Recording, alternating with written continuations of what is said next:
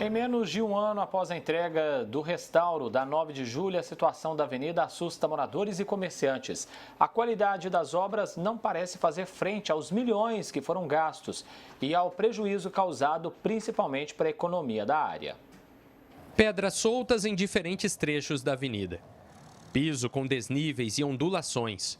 Esgoto voltando e até alagando a superfície. Canteiro central tomado de terra, mato e sujeira.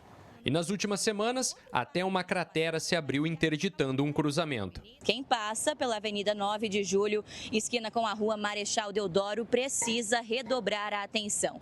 Olha a situação dessa avenida. Uma cratera se abriu bem no meio da pista depois da chuva forte do fim de semana. André, choveu no domingo, o tempo continuou fechado ontem e o asfalto acabou cedendo. Dá para dizer que essa avenida recebeu o investimento de 32 milhões de reais e que ela foi restaurada? Não tem nem como, né?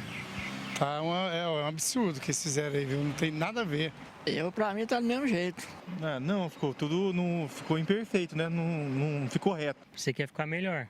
Negativo. Nunca. Nada a ver. Isso não, e o pessoal ainda reclama. É difícil, né, para transitar, né? Eu acho assim que deveria ter um pouquinho mais de cuidado, né? Porque a gente paga tanto imposto.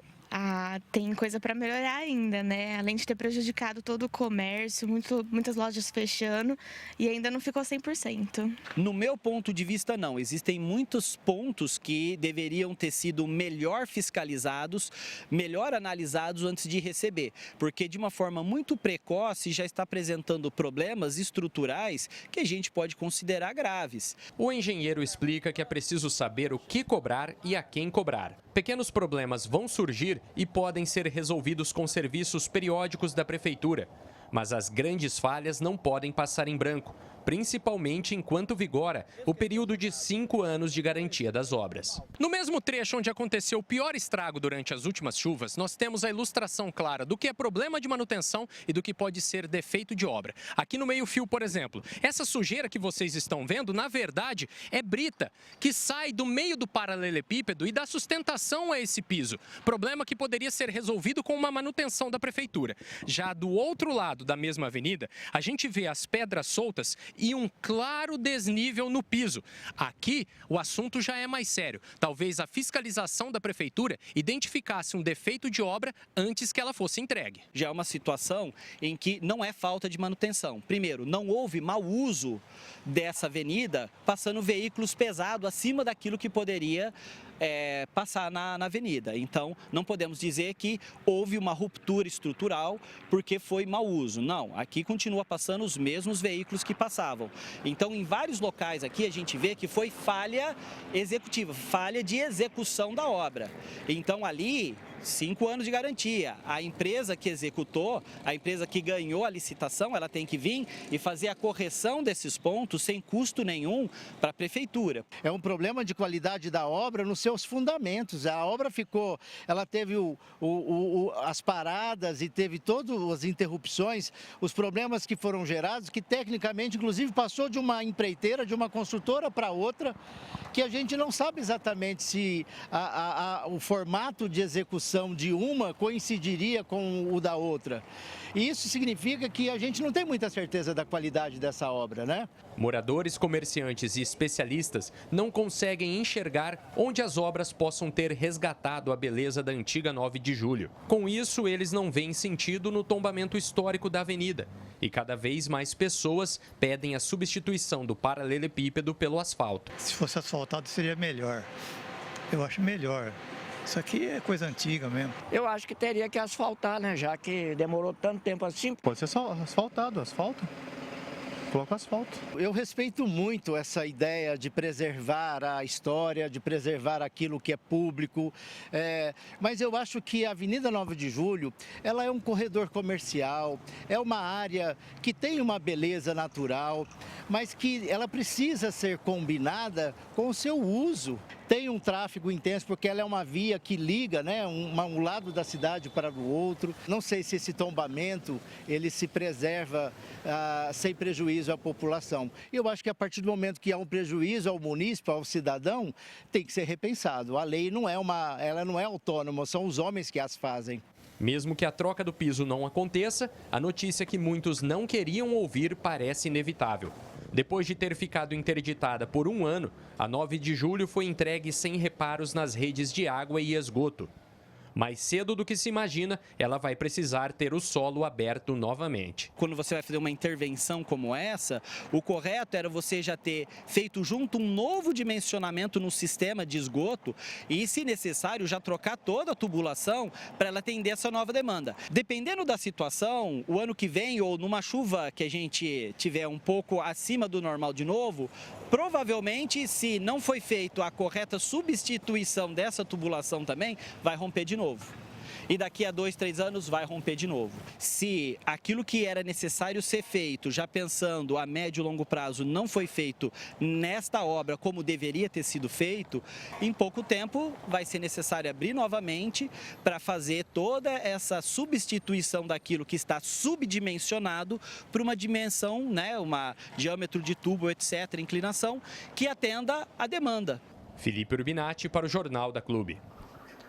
A Prefeitura de Ribeirão Preto informou que já notificou a empresa responsável pela execução da obra para realizar vistoria em toda a avenida e fazer então as manutenções necessárias. Disse ainda que a obra está dentro do prazo de garantia e as adequações serão executadas pela empresa. Matheus Delbon é especialista em administração pública e participa com a gente a partir de agora.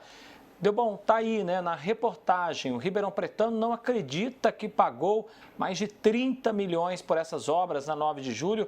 Foi recentemente restaurada, o que dá para fazer a essa altura do campeonato com tantos problemas que já estão surgindo na sua análise. Delbon, boa tarde, bem-vindo.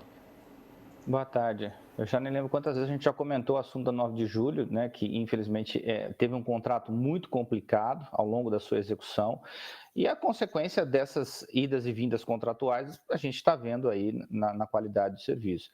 É sempre um ponto muito complexo, é uma obra muito específica, esse tipo de restauro não é tão comum, então faltou, acho que, exigências no edital de qualificação técnica adequada, comprovação de que a empresa tem experiência nesse tipo de restauro.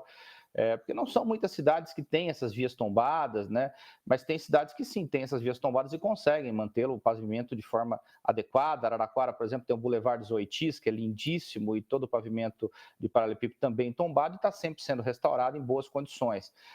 Então é importante a gente lembrar que a cidade tem que manter a sua memória histórica, sim, embora possa ser, à primeira vista, mais prático o asfalto, mas a gente tem que ter esse contato com o passado. E soluções existem, eu acho que soluções existem até para você ter um meio termo entre o pavimento de paralelepípedo e a massa asfáltica. Você tem cidades europeias, por exemplo, Paris, que boa parte do centro ainda tem paralelepípedo, mas as juntas deles têm piche, tem outros revestimentos para ali manter o pavimento um pouco mais estável, e mantendo as características originais, que, por exemplo, no caso de Paris, é o que leva as pessoas a irem até lá, mas adequado à modernidade, à carga dos novos caminhões, enfim, do fluxo intenso que essas grandes cidades recebem. Então, não é simplesmente substituir o paralelepípedo por asfalto e ter, assim, realmente uma perca histórica da cidade, que é muito importante também ser mantido. Agora, Delbon, tecnicamente, o engenheiro explicou a diferença entre o que pode ser resolvido com manutenção periódica e o que é mais grave, que contém um defeito na obra. Como funciona o processo para exigir, então, essa garantia da obra?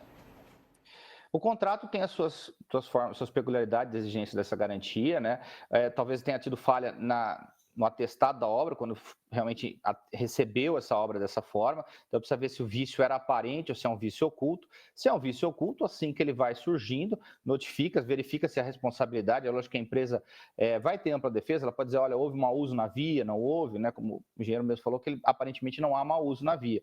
E sim, a prefeitura tem que também ter a manutenção periódica adequada. A gente sabe que a pavimentação de paralelepípedo também demanda manutenção, tanto quanto a pavimentação asfáltica, e também se a prefeitura não fizer essa manutenção adequada, a empresa amanhã pode se negar ou questionar se está ou não está na garantia. Então, para que a garantia flua, é importante que a prefeitura faça parte dela, notifique contratualmente, e aí você tem todos os meios judiciais, todo o trâmite para exigir que esse serviço seja feito a contento.